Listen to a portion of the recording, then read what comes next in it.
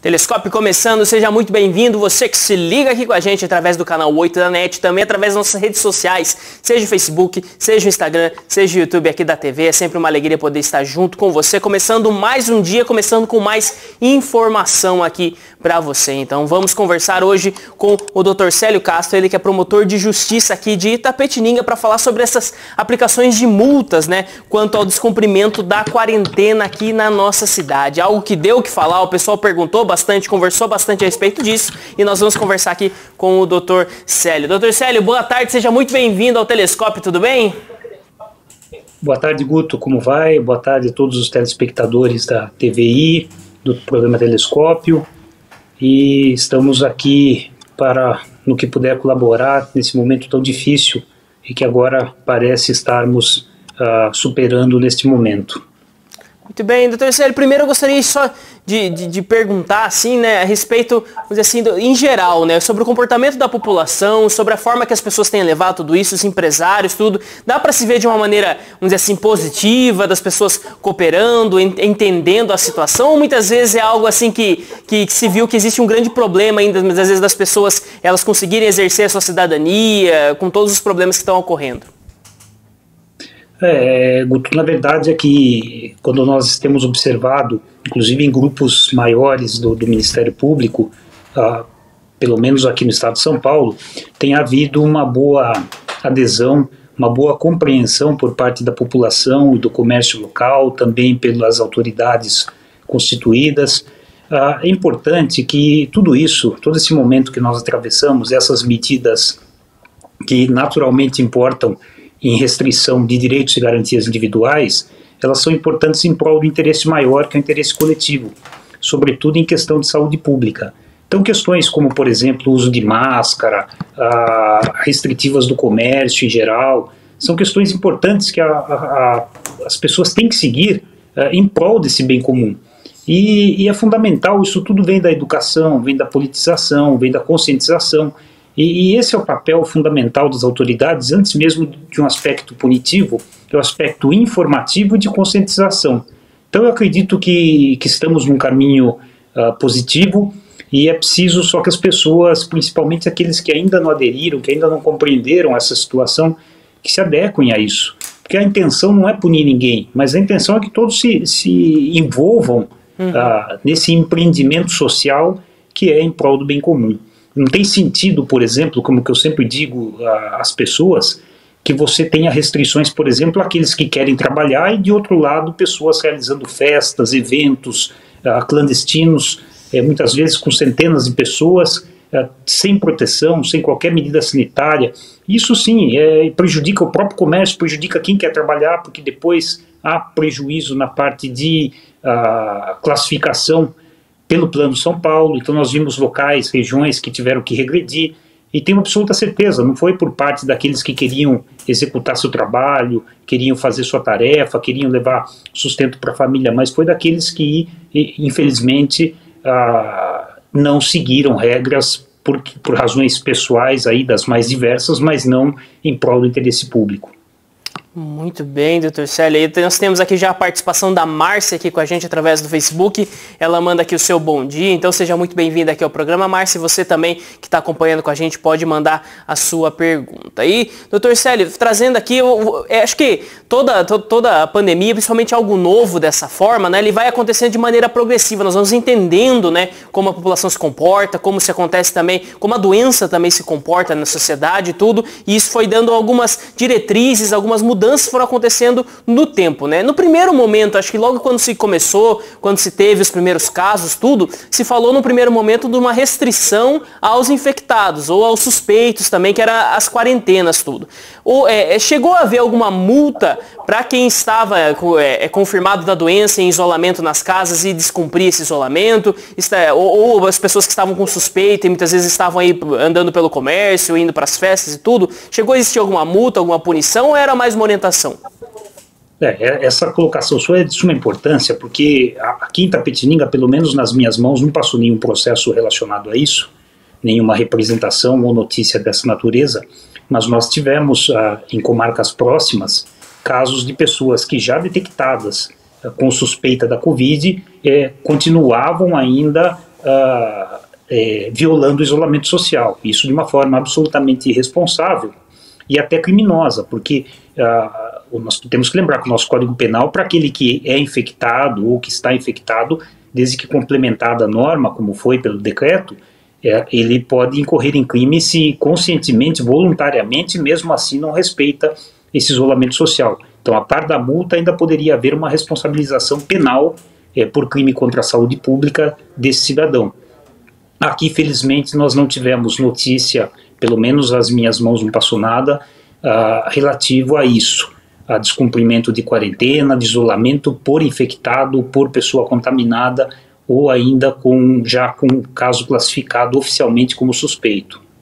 Muito bem. E depois, no prosseguimento, né, nos tempos, foi se entendendo também, né, que no primeiro momento houve uma adesão grande, né, no isolamento, nas pessoas ficando em casa, no comércio, vamos dizer assim, não essencial fechado, mas com a reabertura, algumas normas foram sendo colocadas, né, principalmente a utilização de máscaras dentro desse comércio e também a utilização de máscaras nas ruas, né. E eu tenho aqui na matéria que foi para a revista Veja, publicada dia 20/7, ou seja, 2 dias atrás, falando que embora o uso de máscara seja obrigatório no estado desde o início de maio, a aplicação de multas no valor de R$ 524 para a pessoa física e de R$ 5.025 para estabelecimentos cujos funcionários forem vistos sem equipamento de segurança ocorre desde o dia 1º de julho e desde o dia 1º de julho até o dia 15 de julho, de acordo com a Secretaria Estadual de Saúde, apenas 16 estabelecimentos e 4 pessoas foram multadas, né? Isso acontece porque é muito difícil se fiscalizar ou porque as pessoas elas tomaram mesmo as medidas preventivas? Como avaliar? É bom que o número de multas seja pouco? Talvez porque falta um pouco de fiscalização? Como o senhor avalia, doutor? Eu acredito que é uma conjunção de todos esses fatores que você muito bem posicionou e, ao mesmo tempo, também de uma questão de perspectiva, né? Porque se nós mensurarmos esse baixo número de punições a um aspecto punitivo, essencialmente, é claro que dá-se a impressão de que é falta de fiscalização. Ao mesmo tempo, pode ser, sob outra perspectiva, de ter havido uma boa adesão da população.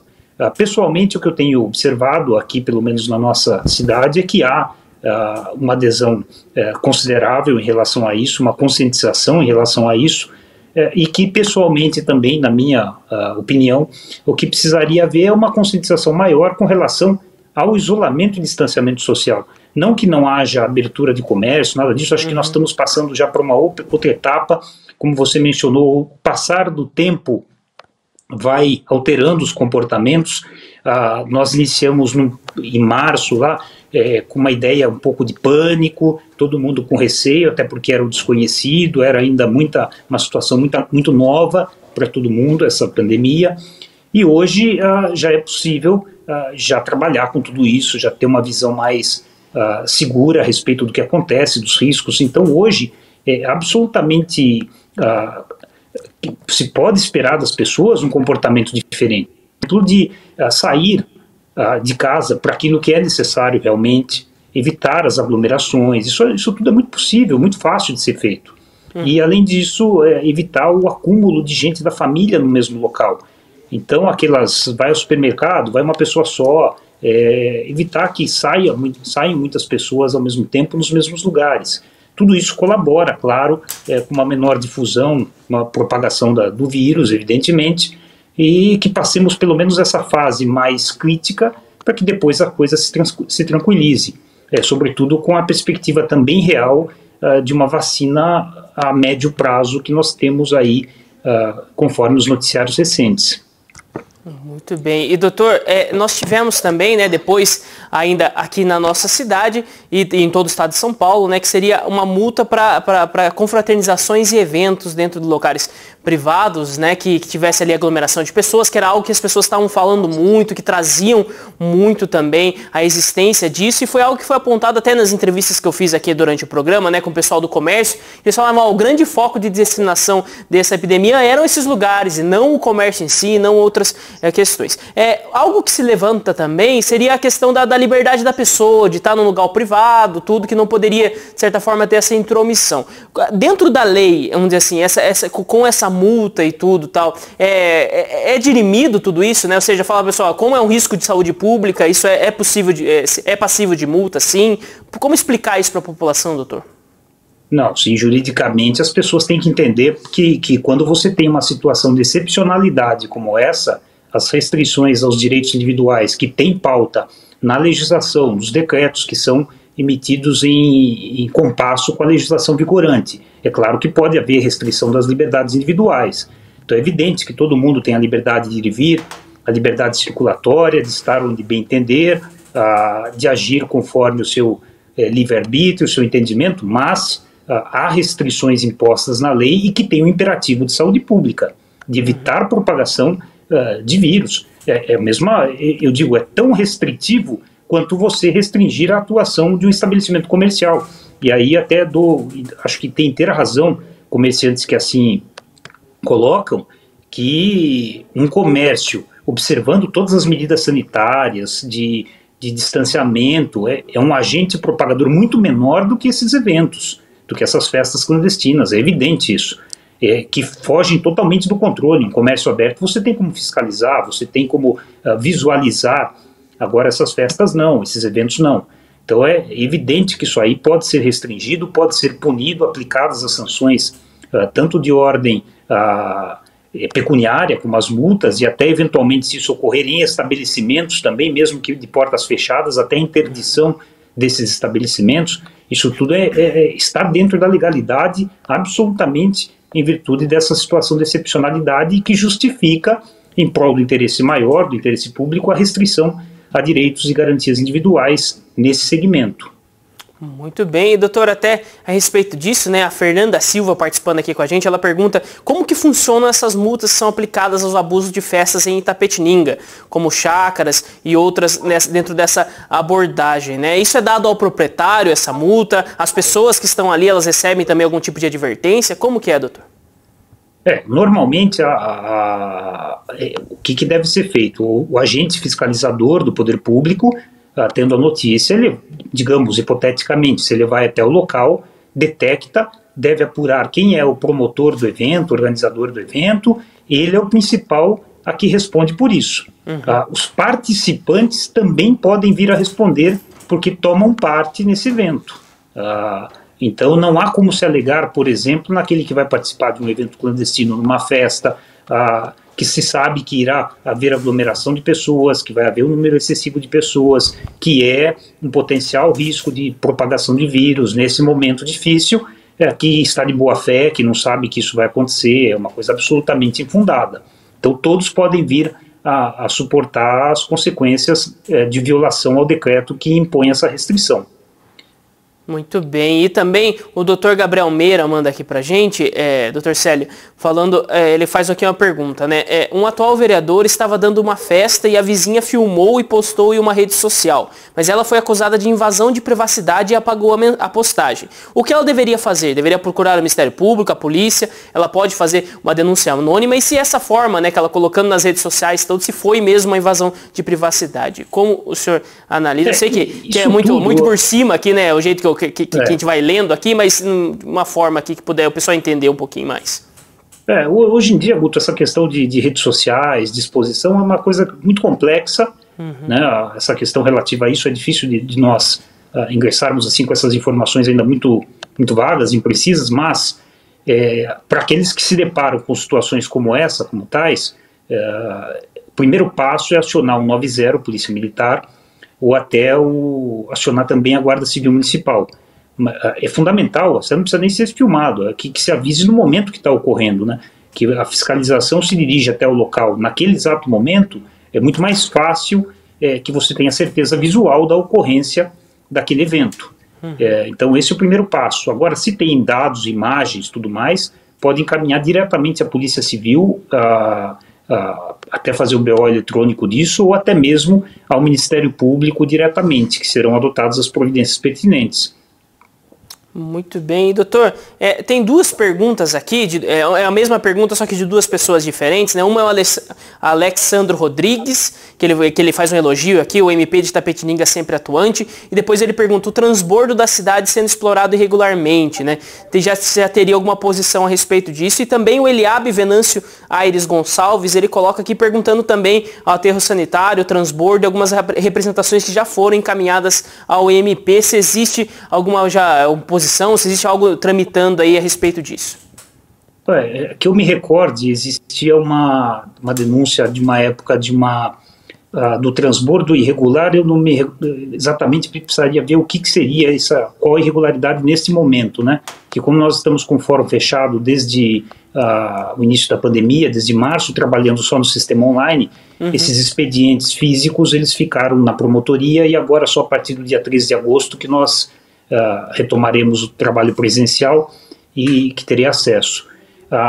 Com relação ao que já teve, acho que de alguém que explorava alguma coisa lá no transbordo de forma irregular, e que foram tomadas providências e que teria cessado essa atividade.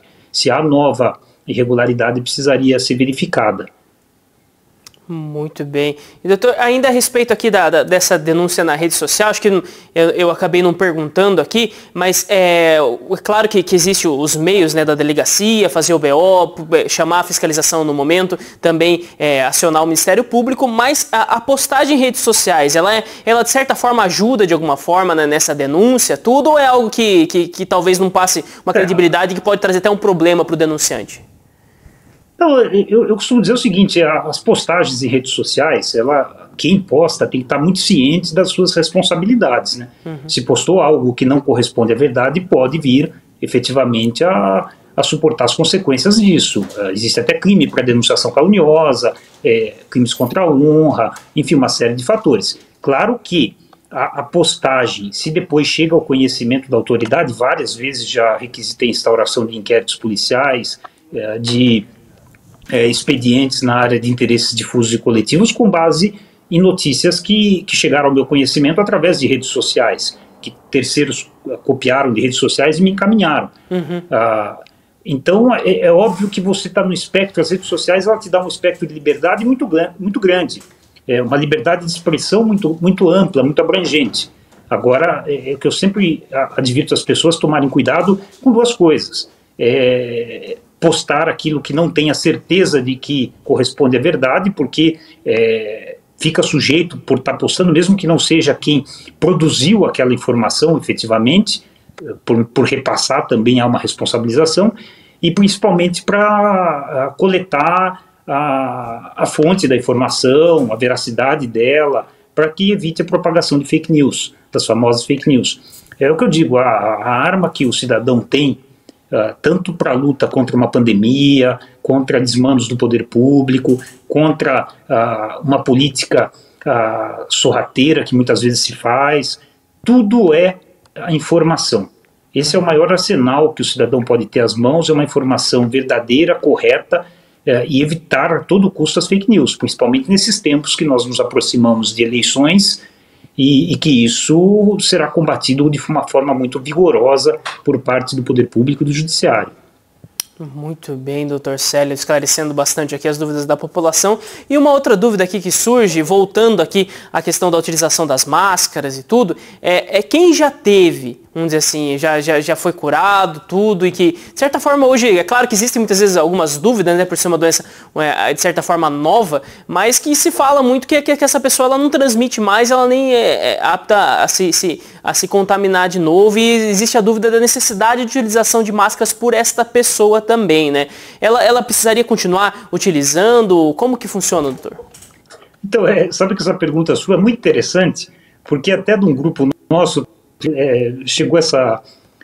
foi feita essa colocação num grupo fechado nosso do Ministério Público, e em relação até a autoridades públicas num evento público de repercussão assim, nacional, e que 2, 3 que eram notoriamente já haviam contraído o vírus, já haviam superado tudo mais, e estavam no evento usando máscara. E nós assistimos isso frequentemente. O próprio presidente do Senado, Davi Alcolumbre, que já foi acometido da Covid, ontem mesmo estava num evento usando a máscara. e daí indagaram disso. Quem já contraiu, teoricamente, não transmite, não precisaria da máscara. Então é uma situação muito complexa, porque efetivamente o decreto não prevê nada disso, que se contraiu, se não contraiu. O risco de que transmita a doença, algo que se sabe, como você bem colocou, não existe, mas é importante que se use, porque senão nós nunca vamos saber todo mundo contraiu, que não contraiu, aqueles que efetivamente são assintomáticos, que podem já ter contraído, mas nem têm conhecimento disso. Então é uma situação absolutamente difícil de ser solucionada por uma visão subjetiva. Então, basicamente, o importante é que acho que tenha uma objetividade nisso, uma impessoalidade, que todos devam usar as máscaras nesse momento. Muito bem. E também temos uma pergunta aqui da Vanessa Barbosa, que está participando aqui com a gente, doutor. Ela pergunta referente ao Rio Itapetininga, né? Sobre todos os problemas que nós tivemos aí no passado, ocasionando até a abertura de uma comissão especial lá na Câmara, tudo para se investigar tudo isso. E por parte do Ministério Público também, da Justiça, tem sido apurado esse trabalho, esse acompanhamento aqui do nosso rio, para ver, né, aquilo que se pode fazer para preservar esse bem tão importante aqui para a nossa cidade, doutor? Nós temos um expediente aberto também fisicamente, está no fórum, e sem prejuízo disso, nesse período da pandemia, nós tomamos algumas medidas ainda no sistema digital.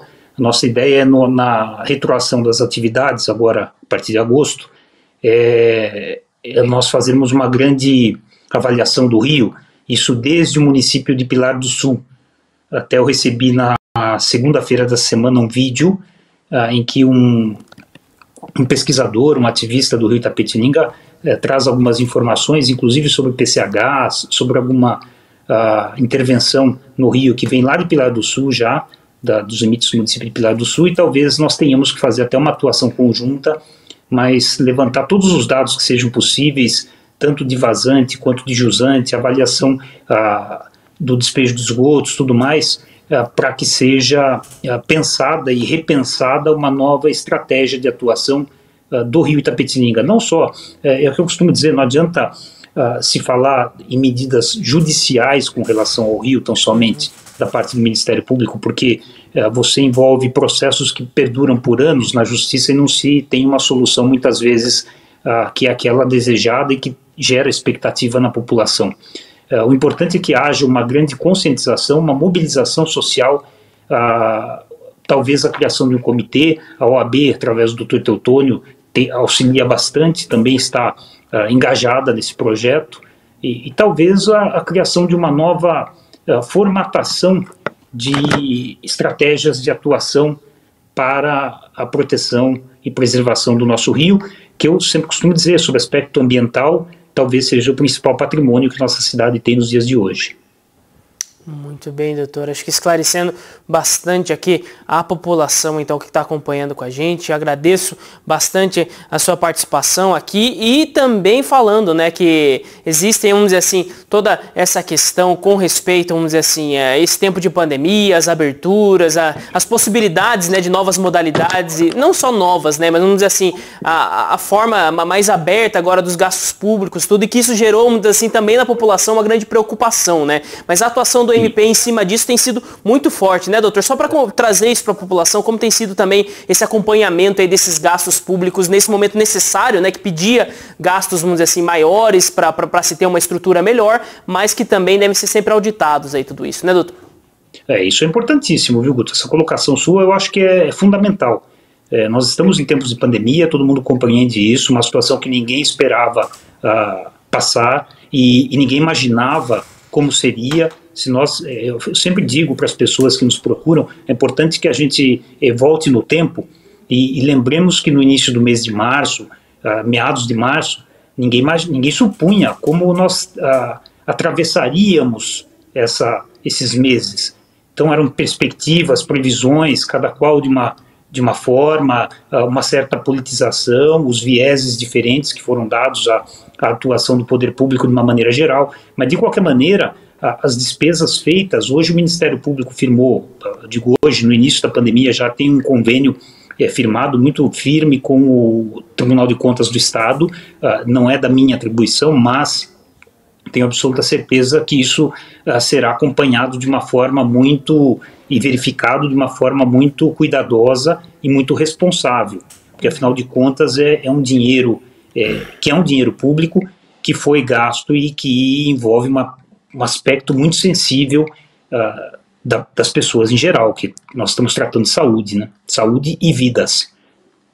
Muito bem, doutor, muito obrigado pela participação aqui com a gente. Se quiser deixar um recado final com o pessoal que está assistindo, fica só o agradecimento também aqui da TVI e de todo mundo que está assistindo com a gente. Eu que agradeço, Guto, é sempre uma honra e principalmente pela seriedade, pela responsabilidade sua e do programa, de todos que estão envolvidos nesse programa, que nós sabemos que levam as informações corretas, precisas às pessoas, traz confiança a que nós vamos superar tudo isso. A única palavra que eu deixo mesmo é que a gente tem que ter nesse momento é esperança, mas não de esperar, de correr atrás das coisas, de agir para melhorar a vida das pessoas, tentar melhorar a situação de todos, tentar melhorar a situação do nosso município e a responsabilidade de todos de estarem conscientes que o que fazem, muitas vezes os outros, a situação do outro depende da nossa também. Então fazer a nossa parte pelo próximo também. Muito obrigado. Muito obrigado, doutor Célio. Também, pessoal que está acompanhando com a gente aqui, tivemos ainda mais alguns recados aqui. Yara Saad, ela mandou parabéns, doutor Célio, sempre esclarecedor e equilibrado. Agradeço a todos que estão participando.